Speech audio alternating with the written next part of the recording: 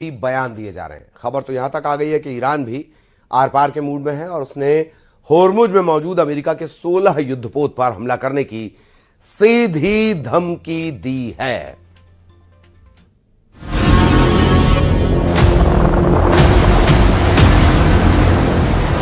होर्मुज में घिरा अमेरिका का 5वां बेड़ा, व्हाइट हाउस में आपातकाल मीटिंग।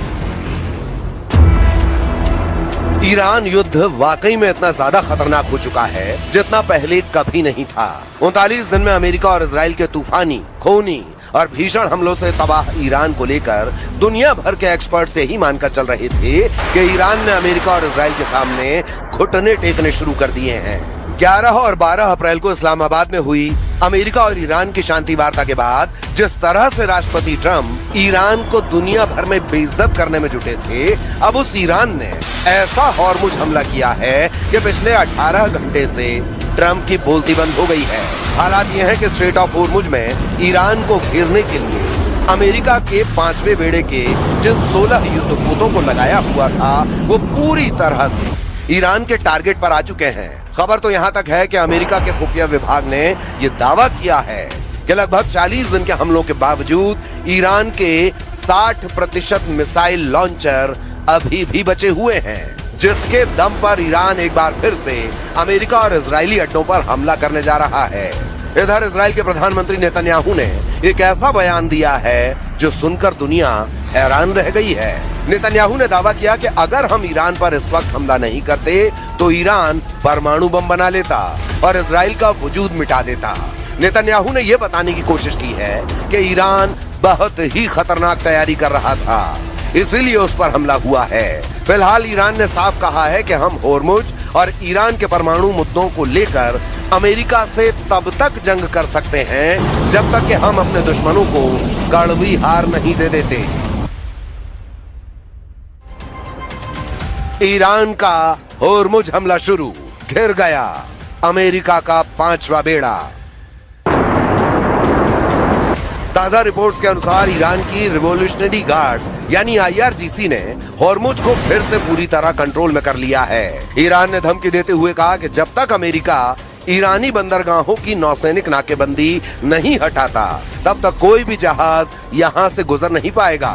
इस वक्त अमेरिकी नौसेना के 5वें बेड़े ने ईरान के खिलाफ समंदर में 3 घेरे बना दिए हैं ताकि ईरान को घुटनों पर लाया जा सके। लेकिन ईरान ने अब ऐसा पलटवार किया है जिसकी कल्पना अमेरिका ने नहीं की थी।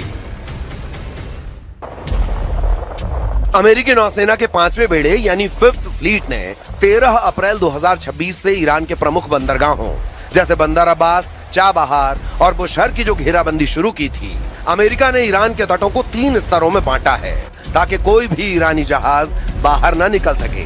पहली परत आउटर रिंग, विमान वाहक पोत USS अब्राहम लिंकन और उसके स्ट्राइक ग्रुप के युद्धपोत जो लंबी दूरी की मिसाइलों और विमानों से निगरानी कर रहे हैं। दूसरी परत मिडिल रिंग, अर्ली बर्ग क्लास के गाइडेड मिसाइल डिस्ट्रॉयर्स जो किसी भी संदिग्ध हलचल को रोकने के लिए तैनात हैं। तीसरी परत कोस्टल रिंग, मानव रहित समुद्री ड्रोन और छोटे पेट्रोल वेसल्स जो सीधे ईरान के बंदरगाहों के मुहाने पर नजर रखे हुए हैं। अब ईरान ने घेराबंदी को तोड़ने के लिए अपनी पारंपरिक नौसेना के बजाय असममित रणनीति का इस्तेमाल शुरू कर दिया है। ईरान ने इस अभेद्य घेरे को तोड़ने के लिए हमले के लिए मास्टर स्ट्रोक प्लान बना लिया है। मच्छर बेड़ा, ईरान के पास हजारों की संख्या में छोटी, तेज और फुर्तीली नावें हैं। ये नावें रडार की पकड़ में नहीं आती और चट्टानी गुफाओं में छिपी रहती हैं। ये एक साथ झुंड में हमला करके अमेरिकी युद्धपोतों को उलझाने की ताकत रखती हैं। कामिकेज और मरीन ड्रोन, ईरान ने शाहिद जैसे आत्मघाती ड्रोन और पानी के नीचे चलने वाले मरीन ड्रोन का इस्तेमाल शुरू किया है जो सीधे युद्धपोतों के सबसे कमजोर हिस्से जैसे प्रोपेलर या हल से टकराकर उन्हें नुकसान पहुंचा सकते हैं। क्रूज और बैलिस्टिक मिसाइलें, खुफिया रिपोर्टों ISW के मुताबिक ईरान ने हाल ही में अपने मिसाइल साल्वों में क्रूज मिसाइलों की संख्या बढ़ाई है। हज कासम जैसी मिसाइलें जिनकी रेंज 1400 किलोमीटर है, गहरे समुद्र में खड़े अमेरिकी बेड़े को निशाना बना सकती हैं। स्मार्ट माइंस, ईरान ने होर्मुज में ऐसी माइंस बिछाई हैं जो केवल खास तरह के इंजनों की आवाज सुनकर फटती हैं। दावों के मुताबिक अमेरिकी सेंट्रल कमांड यानी सेंटकॉम ने जो 16 युद्धपोत ईरान को घेरने में लगाए, वो अब ईरान के टारगेट पर आ चुके हैं। और अब इसीलिए सिचुएशन रूम में ट्रंप ने टॉप कमांडर और जनरलों के साथ मीटिंग की है, जिसमें ईरान पर बड़े हमले की तैयारी हो रही है। 60% मिसाइल लॉन्चर से हमले को तैयार ईरान। بدون شک اصلا نفذ مذاکره مال این است که خلاصه طرفین به یک تفاهمی برسن، ولی ما در حقیقت اون چیزی که برای ما اصل بوده این بوده که این بی‌اعتمادی همون نکته‌ای که اشاره کردم، ما حسن نیت داریم. ईरान की नई धमकियों से साबित हो चुका है कि वो ट्रंप की बेतुकी शर्तों और दबाव के खिलाफ अब जंग को आखिरी विकल्प मानकर चल रहे हैं। इसीलिए अब दावे होने लगे हैं कि 20 अप्रैल को पाकिस्तान के इस्लामाबाद में होने वाली अमेरिका ईरान की मीटिंग कैंसिल हो चुकी है। ये मीटिंग ऐसे वक्त कैंसिल हुई जबकि सीज फायर की डेडलाइन 22 अप्रैल को खत्म हो रही है। अब सवाल उठता है कि ईरान बातचीत के बजाय बारूद से फैसला करने पर उतारू क्यों है। इसके पीछे की सबसे बड़ी वजह यह है कि ईरान के मिसाइल बंकरों और पहाड़ियों पर अभी भी इतने ज्यादा घातक और भारी मात्रा में हथियार मौजूद हैं जो अमेरिका और इजराइल को कड़ी टक्कर दे सकते हैं।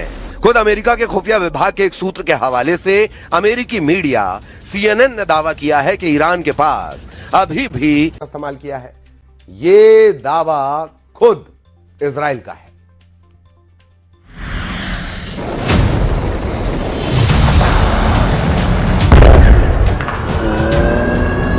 पश्चिम एशिया में चल रही जंग में सीज फायर जरूर हुआ, लेकिन 40 दिनों के महायुद्ध ने जो जख्म दिए हैं उनके आंकड़े रूह कपाने वाले हैं।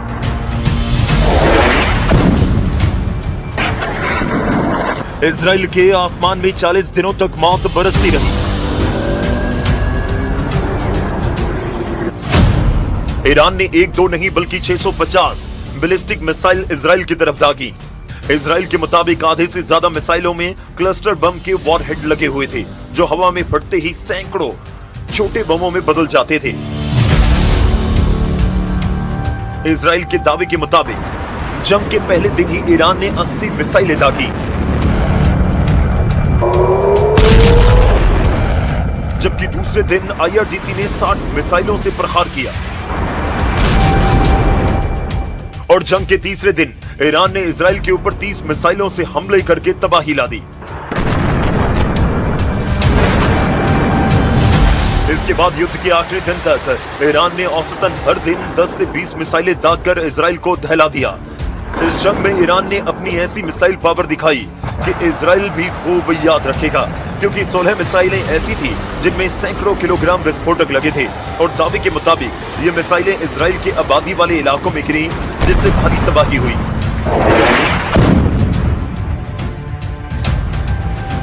और 24 आम लोगों की दर्दनाक मौत हो गई।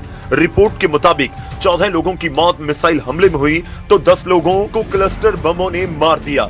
इसके साथ ही 7000 से ज्यादा लोग ईरान के हमलों में घायल भी हुए हैं। वहीं ईरान के मिसाइल अटैक में 5500 से ज्यादा इजरायली बेघर हो गए। हालांकि हमलों के दौरान इजराइल भी चुप नहीं बैठा था। IDF यानी इजराइल डिफेंस फोर्सेस के मुताबिक इजरायली एयरफोर्स ने ईरान के भीतर 10,800 से ज्यादा हमले किए और करीब 18,000 से ज्यादा बम बरसाए। करीब 8,500 बार इजरायली फाइटर जेट्स ने ईरान की सीमा लांघी। इजराइल ने अपने हमलों में ईरान के परमाणु ठिकानों, मिसाइल लॉन्चर्स और कमांड सेंटर समेत 4000 ठिकानों को भी खंडहर बना दिया।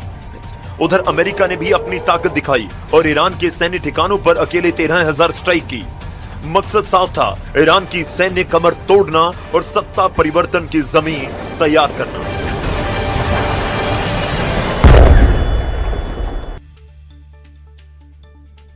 और ईरानी जहाज को रोके जाने पर चीन ने चिंता जताई है। ईरानी जहाज को जब्त करने पर चीन चिंतित है और चीन का यह कहना है कि इस तरह से जहाज रोकना चिंता का विषय है। होर्मुज में स्थिति संवेदनशील है, गंभीर है और उन सब के बीच अमेरिकी नौसेना ने एक ईरानी जहाज को रोक लिया है, या ये कहें कि कब्जा कर लिया है। इसे लेकर चीन का बयान आया है। चीन ने कहा है कि ये इस तरह से जहाज को रोकना चिंता का विषय है। होर्मुज में स्थितियां संवेदनशील हैं, बेहद गंभीर हैं और उस दौर में अमेरिका की ये हरकत।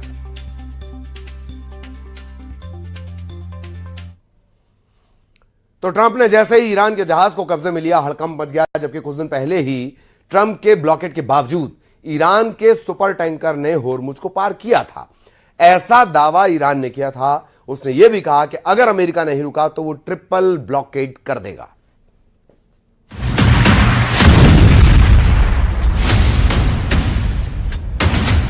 स्क्रीन पर दिखने वाले इस लाल निशान को ध्यान से देखिए, क्योंकि लाल निशान इस बात का सबूत है कि ईरान ने हॉर्मुज स्ट्रेट में ट्रंप के ब्लॉकेड को ठेंगा दिखाया। यह दावा ईरान की ओर से किया गया। कहा गया कि 20 लाख बैरल तक कच्चा तेल ले जाने की क्षमता रखने वाली एक ईरानी सुपर टैंकर ने अमेरिकी नौसेना की नाक के नीचे से हॉर्मुज स्ट्रेट पार किया, वो भी अपना ट्रैकिंग सिस्टम ऑन रखकर। अब अगर ईरान का दावा सही है तो यह ट्रंप की नौसेना की नाक कटने वाली बात हो गई, क्योंकि अमेरिका ने दावा किया था कि उसने ईरान के बंदरगाहों की ओर जाने वाले एक भी जहाज को हॉर्मुज स्ट्रेट पार करने नहीं दिया, जबकि ईरान ने डंके की चोट पर अपना टैंकर हॉर्मुज स्ट्रेट से पार कराने का ऐलान कर दिया। यही नहीं, उसकी ओर से चेतावनी भी आ गई, जिसमें कहा गया कि अगर अमेरिका अपनी अवैध नौसैनिक नाकेबंदी जारी रखता है तो इसे सीज फायर का उल्लंघन माना जाएगा। ईरान ने धमकी दी है कि अगर अमेरिका का ये रवैया